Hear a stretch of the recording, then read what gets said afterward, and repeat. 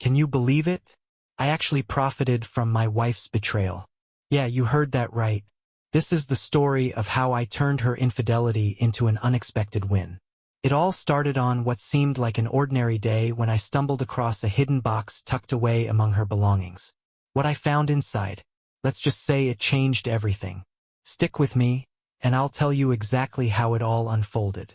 Oh, and while you're here, drop a comment and let me know where you're tuning in from. I'd love to hear your thoughts. You know, they say the most painful wounds are the ones you can't see. Ashley, my wife, was an expert at inflicting those. She had a way of cutting me down, not with screams or outright insults, but with little jabs that cut just as deep. It started small, an offhand dig here, a snide remark there. "Bravo, Damien," she'd say with that syrupy, condescending tone, surveying the dinner I'd spent hours cooking. "Burnt pasta again? Truly a masterpiece. What's next? Messing up a cup of tea." Her laugh would follow, light and airy, like she was joking. But we both knew she wasn't. Tonight, though? Tonight she outdid herself. We were at her sister's place for dinner. A casual family get-together I'd been dreading all day. These nights always followed the same script. Ashley putting on a show, and me being her favorite punching bag. And tonight she had the perfect audience. "So, Oscar," she began, setting her wine glass down with dramatic flair. "What big things did you accomplish today? Let me guess. Folding laundry? Maybe finally fixing that shelf you've been working on for weeks." She even threw in air quotes around "working on," making my efforts seem laughable. I barely opened my mouth to respond before she cut me off. Wait, don't tell me," she continued, her grin widening. "You probably spent the day figuring out how to turn the vacuum on. Poor thing, technology just isn't your strong suit, is it?" The room erupted in laughter. Her sister giggled. Her mother gave a polite, half-hearted chuckle. Even her father, usually silent, shot me a pitying look that made my stomach churn. I forced a smile, but it felt like my insides were being crushed. Before I could even think of how to respond, she delivered the final blow. "Honestly," Ashley said, her voice dripping with mock concern, "I wonder sometimes, did I marry a husband or adopt a third child? What do you think, Mom? Should I start packing his lunches and picking out his outfits?" This time, the laughter was louder. Her dad couldn't even pretend to hold it in. My face burned. My fists clenched tightly under the table. I wanted to yell, to tell her to stop humiliating me. But what good would that do? I could already hear her dismissive retort in my head. "Oh, come on, Oscar. Don't be so sensitive. It's just a joke." Ashley had perfected the art of making me feel small, of turning every gathering into her stage. And the worst part? No one ever called her out on it. They just laughed along, leaving me to choke on my pride and a bland casserole I could barely taste. But this wasn't a one-time thing. Oh no, another moment comes to mind. One that still haunts me no matter how hard I try to forget. We were at a friend's house for dinner, surrounded by people we'd known for years. These weren't strangers. They were the kind of friends who'd been at our wedding, who'd seen us at our best, which made what happened that night all the more humiliating. The dining room was warm and inviting, with plates of pasta and glasses of wine spread out across the table. The conversation flowed easily, the kind of light, easy chatter that makes you forget about the stresses of the week. I should have known better than to think it would last. "Everyone," Ashley said suddenly, cutting through the conversation with her sharp, commanding tone. "Can we take a moment to appreciate how lucky I am?" Her words hung in the air, drawing every eye to her. She raised her glass in a mock toast, her smirk razor-sharp.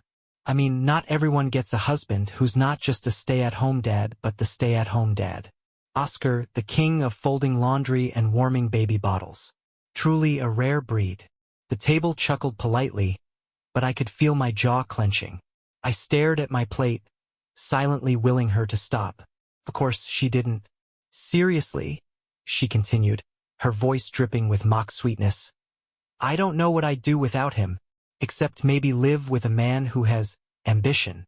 But hey, not everyone's cut out for a real career, right? Some of us just have to settle for What's the word? Oh yeah, Mr. Mom. This time, the laughter wasn't polite. It was louder, bolder. Even the friends I thought I could count on chuckled nervously, unsure whether to laugh or feel sorry for me. My hand gripped my fork so tightly, I thought it might snap in two. Ashley? I said quietly, my voice trembling with suppressed anger. That's enough. She leaned back in her chair, swirling her wine with all the confidence of a soap opera villain. Oh, Oscar, don't get so worked up. It's just a joke. I mean, let's be honest. It's not like you're out there changing the world. You're at home folding diapers and watching cartoons. If you're happy being the guy who gave up his dreams to play babysitter, who am I to judge? And that was it. I couldn't take it anymore. My chair scraped loudly against the floor as I stood up, my heart pounding so hard I could barely think straight. The room went silent. Every eye was on me, but I didn't care. You think you're funny, Ashley? I asked, my voice cold and steady. You think it's hilarious to humiliate me in front of our friends? Let me remind you of something, in case you've conveniently forgotten. Her smirk faltered for the first time, but I pressed on. When you got pregnant, you begged me to stay home. Begged me. You told me your career was too important, that I'd bounce back, that I was the backbone of this family. And like an idiot, I believed you. I gave up everything. My job, my dreams. Because I loved you. And now, you have the audacity to turn that sacrifice into a punchline for your sad little jokes. I glanced around the table, my voice rising. You all hear her mocking me, but none of you know the truth. I gave up everything for her, for this family. And now, she gets to thrive while I'm treated like a joke. The silence was suffocating. Ashley stared at me, stunned, but only for a moment. Then, true to form, she regrouped, her eyes narrowing as she prepared to strike back. How dare you, Oscar? Ashley's voice came out sharp and venomous as she glared at me, her face flushed with fury. How dare you humiliate me in front of my friends like that? You're just trying to play the victim, twisting things to make yourself look good because you can't handle the truth. You're useless. Admit it. This isn't about me. It's about your fragile ego needing a boost. Pathetic. Her words hit like a slap across the face, leaving me momentarily stunned. I stared at her, my chest tightening as a surge of anger built up inside me. For a brief moment, I thought about yelling back, about unleashing all the pain and frustration she'd bottled up inside me over the years. But then something inside me shifted. A strange sense of clarity washed over me, cooling my rage. It wasn't worth it. She wasn't worth it. Haven't you done enough, Ashley? I asked quietly, my voice steady. This has gone too far. I'm not letting you do this to me anymore. Without waiting for her reaction, I turned and walked away, leaving her words, and all their poison, behind me. When I got home that night, the house was quiet, the stillness broken only by the faint hum of the dishwasher in the kitchen.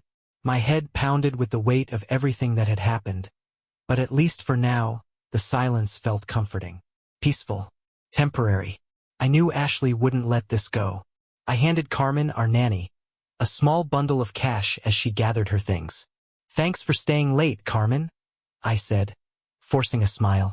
No problem, Mr. Oscar, she replied warmly, slinging her bag over her shoulder. The kids were angels tonight. Have a good night. As she walked out, the calm quiet of the house settled over me. But sure enough, it didn't last.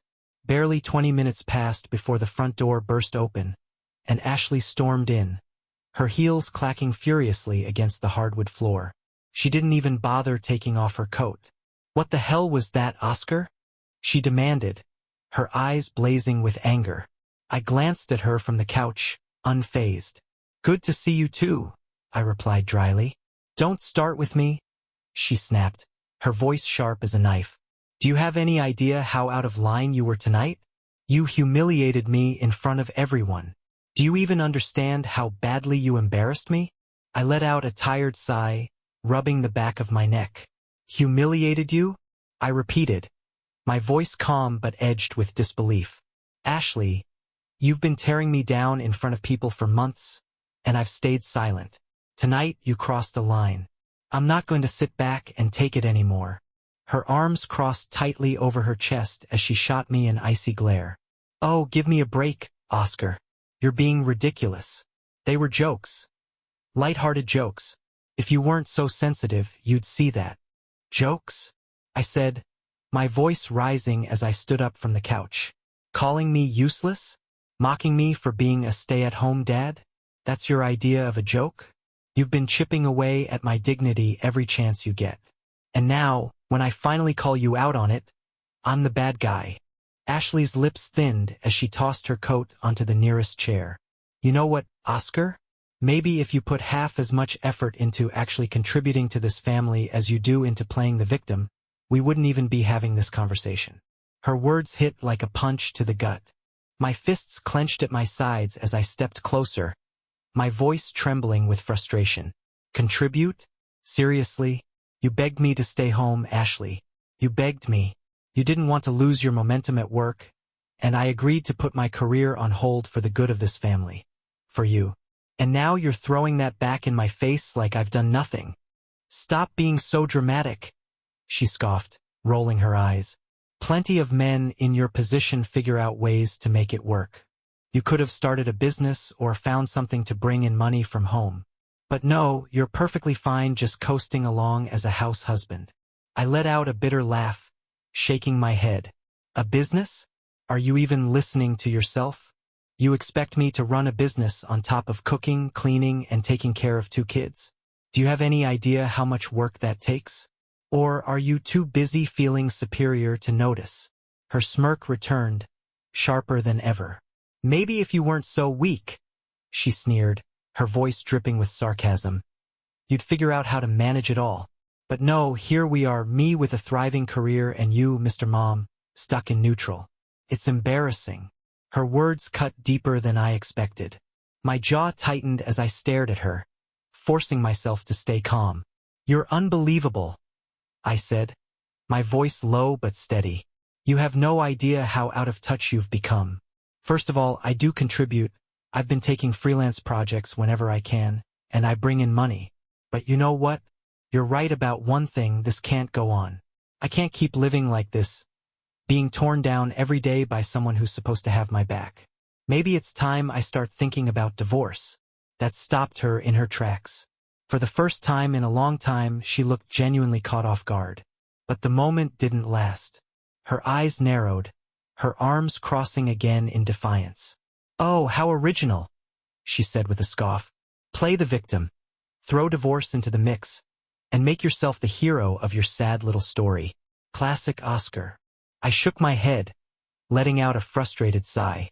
"You just don't get it, do you? You don't see how toxic you've become. I've tried, Ashley. I've tried so hard to make this work. For you, for the kids, for this family. But you've made it impossible." She glared at me in silence for a moment, as if trying to come up with another biting retort. But instead, she simply turned on her heel and started walking toward the bedroom. "I'm done with this conversation," she said coldly, not even glancing back. "Good night." The next morning, Ashley barely looked at me. She got ready for work in icy silence, her face a mask of frustration. As she grabbed her bag and headed for the door, I called after her, "Have a good day." She didn't respond. She just walked out, leaving me alone in the quiet house with the growing realization that our marriage might already be beyond saving. As I stood in the kitchen later that morning, staring at the pile of breakfast dishes, I felt the weight of it all pressing down on me. Cleaning up after her tantrums had become as routine as washing the kids' bottles or folding their clothes. I wasn't just tidying up the house. I was cleaning up the wreckage of my life. It wasn't just exhausting. It was degrading. As I scrubbed the plates and wiped down the counters, my thoughts churned relentlessly. Divorce. The word felt heavy, ominous even, but it was beginning to feel like my only escape. Maybe walking away would finally open Ashley's eyes. Maybe she'd finally understand everything I'd done for this family. All the sacrifices I'd made, while she treated me like nothing more than an afterthought. A convenient target for her frustrations. I had given up my career, my ambitions, my identity, all so she could chase hers. And for what? To be mocked and dismissed like I was some kind of burden? The thought made my blood boil. I cursed the day I gave in to her tearful promises, her assurances that it would only be temporary, that she'd never forget the sacrifices I made. Temporary? I muttered bitterly, slamming the dishwasher shut with more force than necessary. What a joke! I spent the rest of the morning cleaning the house, my body moving on autopilot as my mind raced with plans for the future. Vacuuming, dusting, organizing, it was mindless work, but it gave me time to think. Staying with her felt like torture, but leaving wouldn't be easy either. Around noon, I moved to the bedroom to dust the shelves and dresser. Ashley's vanity caught my attention. It was pristine, like something straight out of a magazine. Every makeup palette and perfume bottle meticulously arranged. As I wiped the surface, my eyes landed on something curious. A small stack of boxes tucked away on the top shelf of the closet. It wasn't like her to leave things out of place. My curiosity got the better of me. I reached up and pulled one of the boxes down. A sleek black gift box tied with an elegant ribbon. It felt heavier than I expected, and for a fleeting moment, I allowed myself to hope. Was it an anniversary gift she'd forgotten to give me? Maybe, just maybe, there was still a shred of love left in her heart. I untied the ribbon and lifted the lid. Inside was a man's wristwatch, expensive, sleek, and undeniably high-end. The polished metal gleamed under the light, almost taunting me. But it wasn't the watch itself that made my stomach twist. It was the folded note tucked beneath it. With trembling hands, I unfolded the note, instantly recognizing Ashley's handwriting.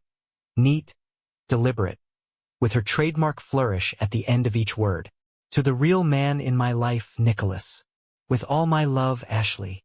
My chest tightened as the words burned themselves into my brain. The real man in my life, Nicholas. I read the line over and over, disbelief giving way to anger. Nicholas. She'd never mentioned anyone by that name. Not a coworker. Not a friend. No one. But the message left no room for doubt. She wasn't just cruel, she was unfaithful. The simmering anger I'd been carrying all morning boiled over into full-blown rage. Suddenly, everything clicked. The jabs, the sarcasm, the disdain. She wasn't tearing me down for no reason. She was trying to justify whatever fantasy she'd built around this Nicholas guy, using me as the scapegoat for her own guilt. I clenched the note tightly in my hand, the betrayal hitting me like a freight train. This wasn't just about her humiliating me anymore. This was a complete betrayal of everything I'd sacrificed. I set the box down and paced the room, my mind racing. Divorce wasn't just an idea anymore. It was inevitable. But I wasn't going to rush into it blindly. Ashley had a way of twisting the narrative, making herself the victim. If I wanted to get out of this with my dignity intact, I needed more proof. Something irrefutable. Taking a deep breath, I carefully folded the note and placed it back in the box. I returned everything to its original spot on the shelf, making sure it looked untouched. But as I stood there, staring at the closet, an idea began to form. It was sly, calculated, and for the first time in a while it made me smile. What if I replaced the watch with a replica? I could keep the original for myself as a kind of parting gift. Maybe even a small slice of justice. After a few days of searching online, I found the exact same model for a fraction of the price. It was indistinguishable from the original down to the tiniest detail. When it arrived, I carefully compared the two watches side by side. Satisfied with the replica, I swapped them out, placing the fake watch back in the box. But I didn't stop there. I added a final touch, what most people flush away after a trip to the bathroom, and nestled it beneath the watch. It was petty, sure, but it felt good. Really good. I returned the box to its exact spot, the original watch now safely hidden in my drawer. The week that followed was miserable. Ashley had mastered the art of playing the wounded victim, gliding around the house with a cold, silent fury. Her every interaction was clipped and frosty, as though I were the one who had done something wrong. It was almost impressive how she managed to twist every situation to make me look like the villain. But if she wanted to play games, so be it. I had more important things to focus on. Nicholas. His name gnawed at me constantly. Every time I saw Ashley on her phone, I wondered if she was texting him. Every time she left for work, I questioned if that was really where she was going.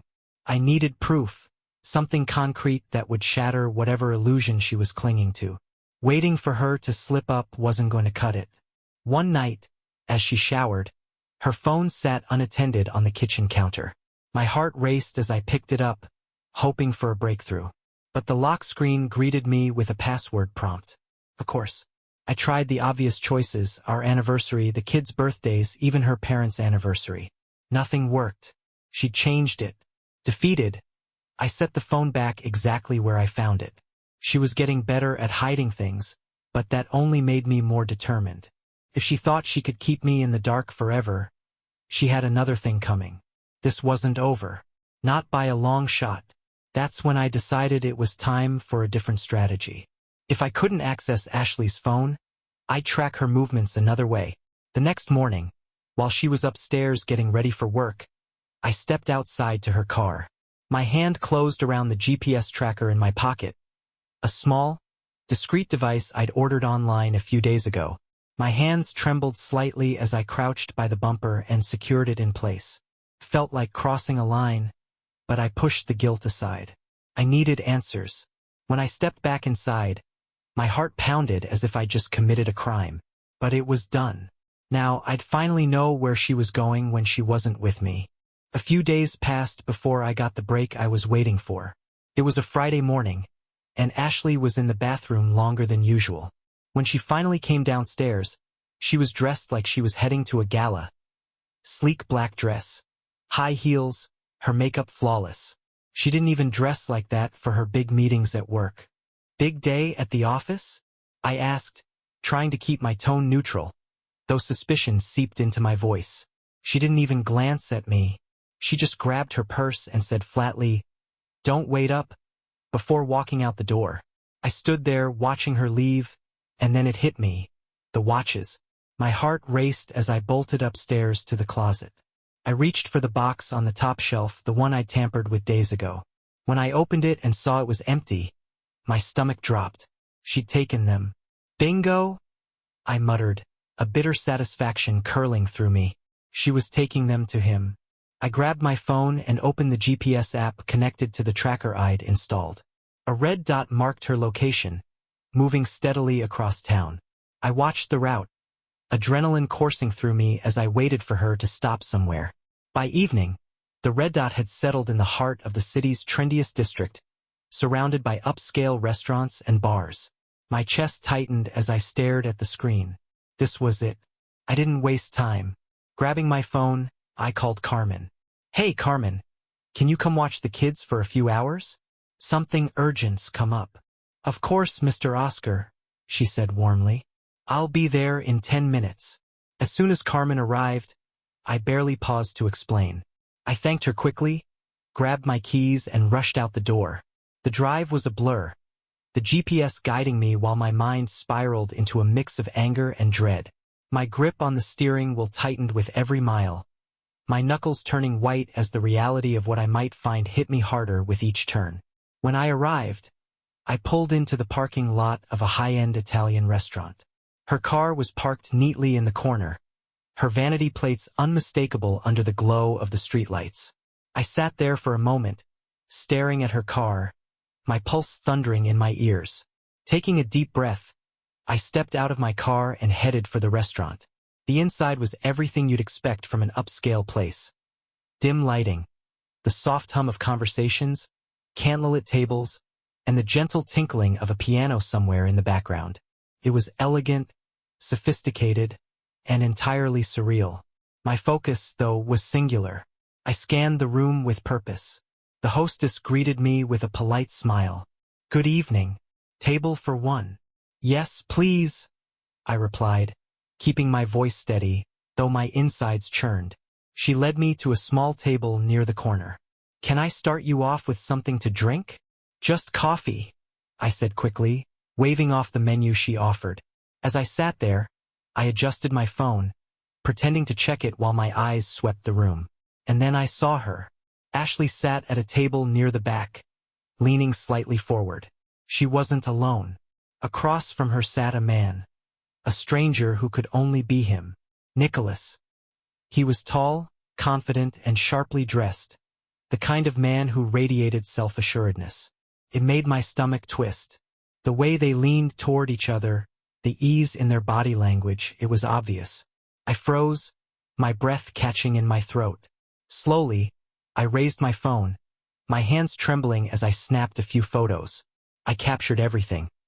Their conversation, their laughter, their hands briefly brushing across the table. And then, Ashley reached into her bag. My heart sank as I watched her pull out a familiar black box. She slid it across the table, her smile warm and genuine. The kind of smile I hadn't seen in years. Nicholas opened the box, his face lighting up with a grin as he lifted the watches from inside. That grin, her radiant smile. It was like watching a scene from someone else's life. And then it happened. Ashley leaned forward, and Nicholas met her halfway. Their lips met in a kiss that felt like a dagger straight to my chest. They didn't care who saw. To them, the world around them didn't exist. I sat there, frozen, the air thick with disbelief and rage. Slowly, I set my phone down on the table, trying to process what I just witnessed. My fists clenched as I fought the urge to storm over, to confront her, to shatter this fantasy she was living. But I didn't move. Instead, I took another deep breath, reminding myself why I was here. This wasn't just about catching her in the act. It was about preparing for what came next. Every decision I'd made up to this point had led me here, and now I finally had the proof I needed. But watching her smile, laugh, and kiss him like I never existed, it wasn't just painful. It was shattering.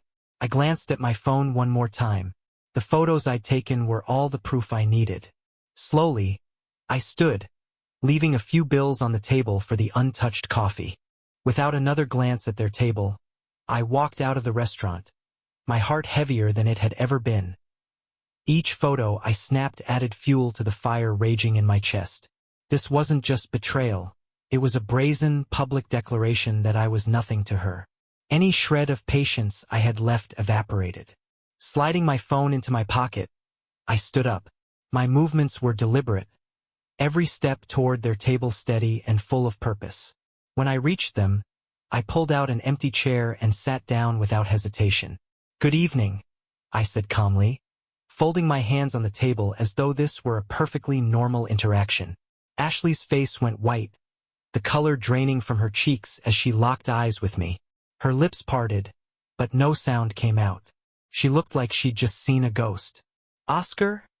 she finally stammered, her voice barely above a whisper. What are you doing here?"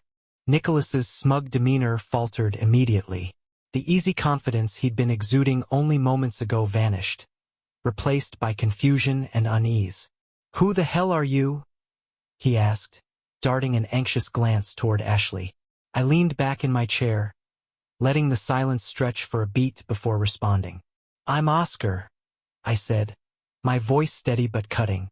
"Ashley's husband." The words hit like a hammer. Nicholas's jaw tightened, his confusion turning into discomfort. "What kind of joke is this?" he muttered, his eyes narrowing as he looked to Ashley for an explanation. But she had none. She sat frozen, her carefully constructed facade crumbling right in front of her. "Oscar, please," she whispered, her voice trembling. "Let's not do this here. Let's go home and talk." I let out a bitter laugh, leaning forward slightly. "Now you want to talk?" My voice rose, the bitterness laced with years of pent-up anger. "That's rich, Ashley, because for months, all you've done is tear me down, mock me, and treat me like I don't exist. And now I finally know why." I glanced at Nicholas before adding, "You've been too busy with your real man, haven't you?" Nicholas fidgeted in his seat, visibly uncomfortable. "Look, man," he began, raising his hands slightly in an attempt to defuse the situation. "Maybe you should leave. This isn't the place for." "Shut up," I snapped, my tone low and razor-sharp as I cut him off. "This has nothing to do with you. Just sit there and squirm, but don't say another word." His mouth snapped shut, and he cast a nervous glance at Ashley, who was visibly trembling. She turned to me, her eyes wide and pleading, but I wasn't about to let her off the hook. Not this time. Go ahead, Ashley, I said, gesturing toward her. Explain yourself.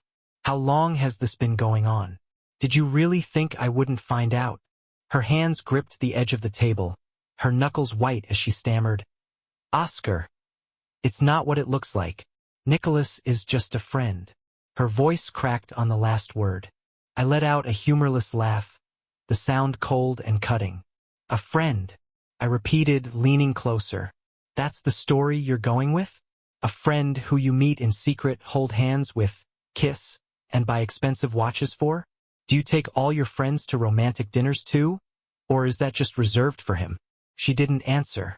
Her face was pale, and her hands trembled as she clung to the table like it was the only thing keeping her upright.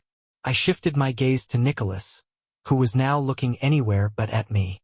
Did she tell you she has 2 kids at home? I asked him sharply, my tone dripping with anger. 2 little kids who think their mom is working late, sacrificing everything for them? Did she also mention that she's about to be divorced? Nicholas blinked, clearly at a loss for words. He opened his mouth to respond, but I cut him off with a raised hand. Don't bother, I said flatly. I'm done with this. I stood up, adjusting my jacket as I cast one last look at Ashley. She sat there, frozen in shock, her carefully curated world collapsing around her. You 2 deserve each other, I said, my voice cold and laced with venom. But I'm leaving before I give in to the urge to flip this table and make a scene. With that, I turned on my heel and walked out of the restaurant, my heart pounding and my hands shaking. I didn't look back. Couldn't. When I got home, the house was quiet. Carmen had already put the kids to bed, and for the first time that night, I felt a flicker of relief. I thanked her, her calm and reassuring presence a small comfort, before sinking into the silence of the empty house. As the adrenaline wore off, the cold weight of what had just happened settled over me. But instead of despair, I felt something else. Determination. This was it. The breaking point. There was no going back now. I grabbed my laptop and started researching divorce attorneys. It didn't take long to find several highly recommended firms nearby. I sent out a few emails, explaining my situation and requesting consultations for the next day. Every click of the keyboard felt like a step forward, a step away from the chaos that had consumed my life. An hour later, the front door creaked open. I looked up as Ashley walked in, her face streaked with smudged mascara and her eyes red and swollen from crying. She looked wrecked, but I didn't feel a shred of sympathy. Oscar, she started, her voice shaky and uncertain. Please don't jump to conclusions. I can explain. I stared at her, my expression cold and unyielding. Can you? I said quietly, my voice sharp with restrained anger. Because I can't wait to hear what kind of story you'll spin this time. I stood, the anger I had kept simmering for weeks finally boiling over. Explain, I snapped, my voice echoing off the walls. What's left to explain, Ashley? I saw everything, the restaurant, the watches, the kiss. Don't stand there and insult my intelligence with more lies. It's not what you think, she pleaded, tears streaking down her face. Please, just listen to me. Shut your mouth, I barked, cutting her off sharply. My tone was ice-cold and final, leaving no room for negotiation. Not another word, Ashley. If you speak one more time, the consequences will be worse than you can imagine. Her sobs grew louder, turning into desperate, shuddering cries. You can't just leave, she managed between gasps for air. I can, and I will. My voice was unyielding, as firm as steel. Grabbing my jacket and car keys, I added, I'm not spending another night in this house with you. I stormed into the bedroom, threw a few clothes into a bag, and slung it over my shoulder. Without another glance at her, I slammed the door behind me and left. I needed space, room to breathe and think without the weight of her lies suffocating me. I called my friend Mark, who didn't ask too many questions but simply said, Come over. Stay as long as you need. That was all I needed to hear. The next morning, I sat across from an attorney, laying everything out. The affair, the lies, the constant emotional abuse. I held nothing back. The lawyer listened intently, nodding as I spoke, and assured me I had a solid case. By the time I walked out of his office, it felt like a weight had been lifted off my chest. The wheels were in motion, and for the first time in months, I felt like I was reclaiming my life. A few days later, Ashley was served with the divorce papers. She called me almost immediately, her voice a mix of rage and desperation, but I didn't answer. I owed her nothing. Not my time, not my energy. Instead, I made a few other calls to her family and to mutual friends. I didn't sugarcoat anything. "We're divorcing," I said plainly to everyone. Ashley had an affair. She decided she wanted someone else. So I'm giving her exactly what she wanted. The reactions varied. Some friends expressed shock, others anger, and a few responded with awkward silence. But I didn't care. They deserved to know the truth. If Ashley wanted to spin her lies, she could, but I wouldn't let her rewrite the story in her favor. The divorce proceedings began sooner than either of us expected. Ashley wasted no time slipping into the role of the victim, crafting a narrative that painted me as a lazy, unmotivated husband who contributed nothing to the family. During our first meeting with the lawyers, she sat across from me, her face composed but her words sharp and rehearsed. "I've been the one holding this family together," she said in a calm, calculated tone. "I've worked tirelessly to provide for our children while he stayed home, doing the bare minimum.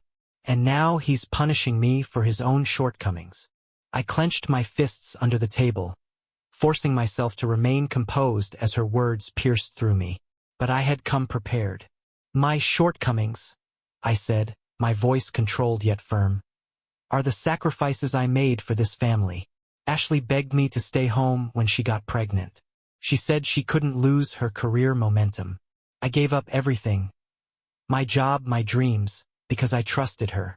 While I was raising our kids and running the household, she was out having an affair." I slid a folder across the table, my heart pounding as Ashley's lawyer opened it. Inside were the photos I had taken at the restaurant, the damning evidence of her betrayal. Ashley's face turned pale, her carefully curated facade crumbling as she looked at the pictures. "This isn't fair," she stammered, her voice trembling. "You're trying to destroy me." "No," I replied coldly, locking eyes with her. "I'm just making sure the truth comes out." The proceedings dragged on for months, but my evidence, combined with the testimony of a few friends who had seen Ashley's true colors, tipped the scales in my favor. Her claims of being the sole provider fell apart when my lawyer presented proof of the freelance work I had been doing, demonstrating that I had contributed financially even while managing the house and raising the kids. In the end, the divorce was finalized with an even split of assets and shared custody of the children. Ashley would have them during the week while I had them on weekends. It wasn't the arrangement I had hoped for, but it was fair. Her parents, predictably, sided with her. They moved closer to help her manage the kids and the house, offering her their full support. I didn't resent them for it, they were just doing what parents do. But it still stung. After the dust settled, I packed up my belongings and moved into a modest apartment across town. It wasn't much, but it was mine. My first priority was finding steady work, so I reached out to old contacts and managed to land a position at a growing tech company. It wasn't glamorous, but it gave me a fresh start. And as I settled into the rhythm of working again, I found a renewed sense of purpose. The challenges and long hours were a welcome distraction from the chaos of the past year. But I didn't stop there. I'd always been curious about online businesses, so I started a small side project, a website offering tools and resources for freelancers. What began as a hobby to fill the empty hours when the kids weren't with me quickly grew into something more. Within a year, the website gained traction and generated enough income for me to seriously consider leaving my day job to focus on it full-time. Meanwhile, Ashley struggled. Shared custody meant she couldn't devote as much time to her career as before. Managing the house and kids alone was far from the picture-perfect life she'd envisioned. And as for Nicholas, their relationship didn't survive long after the divorce. When he found out the extent of her lies, that she'd painted herself as the victim of a failing marriage while hiding the fact that she had a husband and 2 kids. He walked away. "I don't need this kind of drama in my life," he reportedly told a mutual acquaintance. And just like that, Ashley was left to pick up the pieces alone. As for me, I rebuilt my life one step at a time. I worked hard, found success, and rediscovered my happiness. And now, every time I glance at my dresser and see the luxury watch sitting there, the one I swapped for a cheap replica, it reminds me of one simple truth. I made it out.